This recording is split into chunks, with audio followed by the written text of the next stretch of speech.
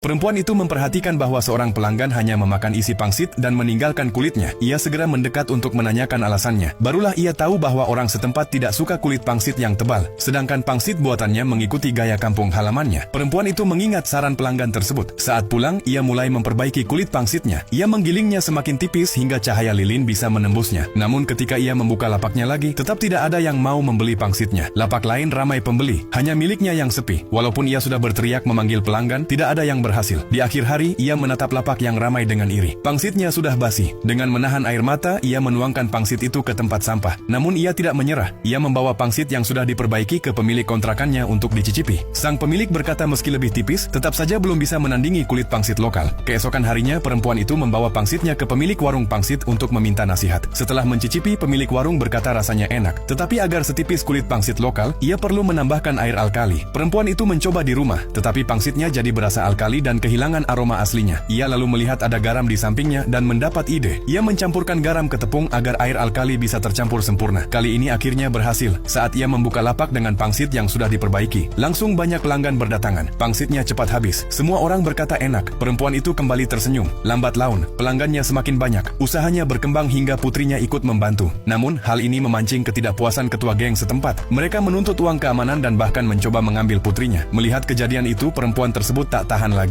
Ia meraih pisau dapur, melindungi kedua putrinya, dan bersiap melawan sampai mati. Ketua geng itu terdiam, teringat pada ibunya sendiri yang dulu melindunginya dengan cara yang sama. Ia terharu oleh keberanian perempuan itu, lalu memesan semangkuk pangsit. Meski enggan, perempuan itu tetap melayaninya. Setelah makan, ketua geng sangat puas dan bahkan memesan untuk semua anak buahnya. Ia tidak lagi mengganggunya, membayar pangsit, bahkan menurunkan biaya keamanan. Ia juga memesan 500 pangsit sekaligus. Masalah perempuan itu akhirnya selesai. Bahkan ia mendapat pelanggan besar malam itu. Setelah makan, ada pelanggan yang minta pangsit mentah untuk dibawa pulang. Perempuan itu terkejut dan bertanya apakah tidak akan basi semalaman. Lelaki itu berkata ia punya kulkas di rumah, bisa dibekukan agar tetap segar dan dimasak kapan saja. Ide ini membuka wawasan perempuan itu. Mulai hari itu, ia tidak hanya menjual pangsit matang, tapi juga menjual pangsit beku dalam kemasan. Usahanya semakin maju, pelanggan mengantre di depan lapaknya. Akhirnya, ia membuka pabrik dan mempekerjakan pekerja untuk membantu membuat pangsit. Pada akhirnya, pangsit buatannya tidak hanya terkenal di dalam negeri, tapi juga sampai ke luar negeri sehingga orang di seluruh dunia bisa menikmatinya.